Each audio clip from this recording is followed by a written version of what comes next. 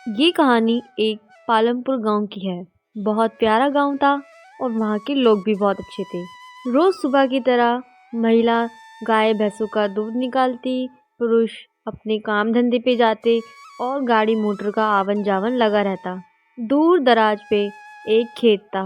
वो खेत का मालिक था सुरेंद्र सिंह। जो उसके पास काम करता था वो था रमेश। रमेश सुरेश से कहता है,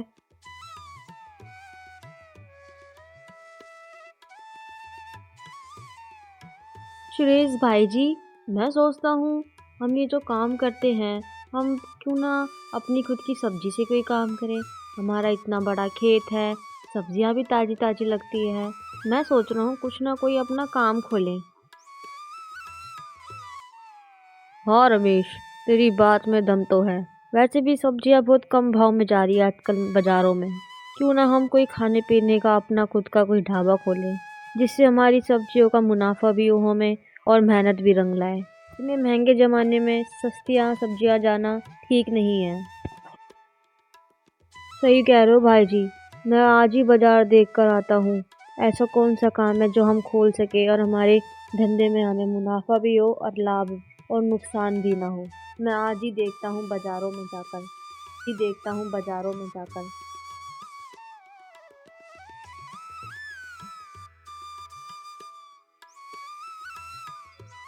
रमेश अपने मालिक सुरेश को कह के सीधा बाजार जाता है। वह बाजार में देखता है बहुत सारे पकवानों के अलग अलग ठेले लगे होते हैं।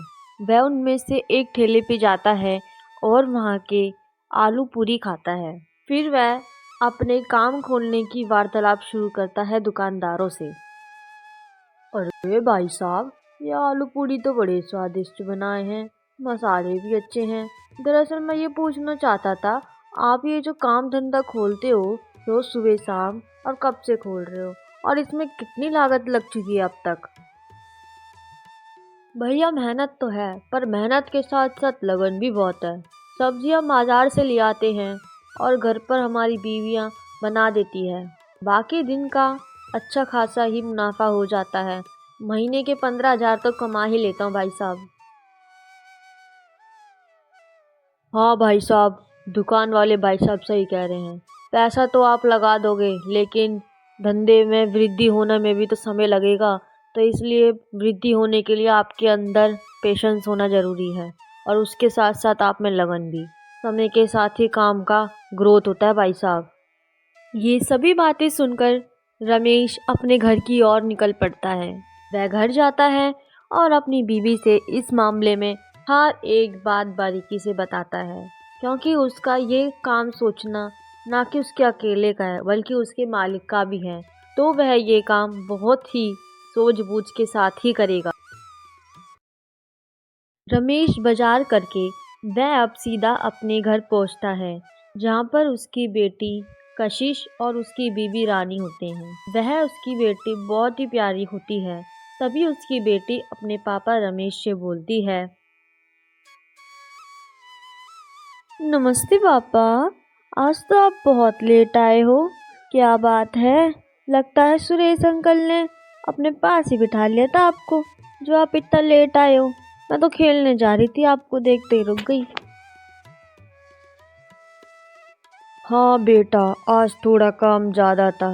वो क्या है ना, तुम्हारे सुरेश अंकल और मैं कोई नया काम खोलने की कोशिश कर रहे हैं।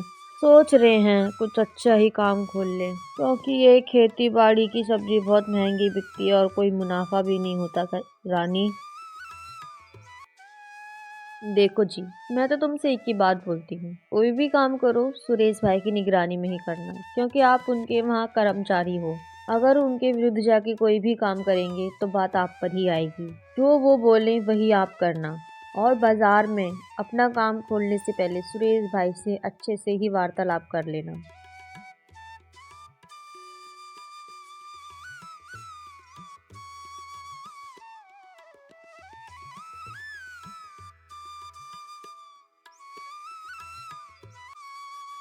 अगला दिन होता है। रमेश फिर अपने मालिक सुरेश के घर जाता है काम करने। वह सुबह सुबह वहाँ पे खेती बाड़ी का ही काम कर रहा होता है रोज की तरह। अब वह अपने वही काम धंधे की बात करता है। रमेश भाई जी राम राम। कल मैं बाजार होकर आया, कुछ दुकानदार और ठेले वालों से मैंने बात की, उनके माल के बारे में पूछा और तो और उनकी कितनी लागत लगती है, कितना मुनाफा होता है और कितना उनको हानि होता है धंधे में। देख भाई रमेश, अगर तुझे ठीक लगता है तो तू सब कर। मेरे लिए तो तू एक भरोसेमंद आदमी है। तू जो सोचेगा अच्छा ही सोचेगा, पर याद रहे हानि ना हो। कुछ भी बात हो मुझसे जरूर कहना आकर। और हाँ, मुझे एक एक बारी ये जरूर बता देना कि इस माल में कितनी लागत। शुक्रिया और धन्यवाद सुरेश भाई जी, जो आपने मुझ पे इतना भरोसा किया। आप बेझिझक चिंता मत कीजिए, मेरे पे सभी काम छोड़ दीजिए। बाकी कल से मैं बाजार में अपना एक नया ठेला खोलता हूँ और एक नए काम की शुरुआत करता हूँ। बाकी भगवान अपने साथ है ही, और अपने दो काम भी चलेंगे, खेती बाड़ी का भी और अपना ये बाजार का भी। मुनाफा हर जगह से होना चाहिए भाई जी। एक नया सवेरा आता है और सुरेश एक गांव में चौराहे के पास जाकर अपना ठेला लगाता है। लोगों का आवन जावन लगा रहता है, वाहनों का भी आवन जावन लगा ही रहता है। बच्चे खेल रहे होते हैं, बड़े बूढ़े आते जाते रहते हैं। ऐसे स्थान पर रमेश ने अपना ठेला लगाया था। लोग आते, साहब खा के बताइए मेरे ठेले के पाव भाजी कैसे बनी है गर्मा गर्म। यहाँ पे मैंने पहली बार ठेला लगाया है, मेरे पहले काम की पहली शुरुआत और आप पहले ही कस्टमर हैं। मेरे लाजवाब पाव भाजी कैसे लगे आपको। फिर थोड़ी ही देर में एक बुजुर्ग चाचा आते हैं और रमेश से आके बातें करते हैं। अरे रमेश, तू यहाँ क्या कर रहा है ठेला लगाकर? तू तो सुरेश के यहाँ पे काम करता है ना? क्या बात है, काम नहीं हुआ क्या वहाँ पे? सुरेश ने निकाल तो नहीं दिया तेरे को जो तुझे यहाँ आके ठेला लगाना पड़ रहा है? बता क्या बात है, हम भी तो जाने। नहीं सरपंच चाचा, ऐसी कोई बात नहीं है। वो दरअसल हमारे खेती बाड़ी के काम में बहुत मंदी आ रही थी, और साथ में इतनी महंगाई के ज़माने में और इतना कम अनाज जाना हमें बहुत हानि पहुंचा रहा था। हमने और हमारे मालिक सुरेश सिंह ने सोचा मिलकर कोई धंधा शुरू करें ऐसा जिससे हमारा खेत का भी काम चले और कारोबार में भी पैसा और वृद्धि बढ़े। चलो अच्छा है, यही बात है। मैं तो देखकर ही घबरा गया कि रमेश ठेला लगा के कैसे खड़ा है। बाकी दुआ करता हूँ तुम्हारा ठेला ये बहुत अच्छे से चले और तुम्हारे रोजगार में वृद्धि हो बेटा। सही है, वैसे अपना खुद का काम भी खोल लिया, कब तक वो खेत खेत खेत रहता। अच्छा, ये तुम्हारे मालिक का भी है, माफ़ करना, मुझे लगा सिर्फ तुम्हारा है ये।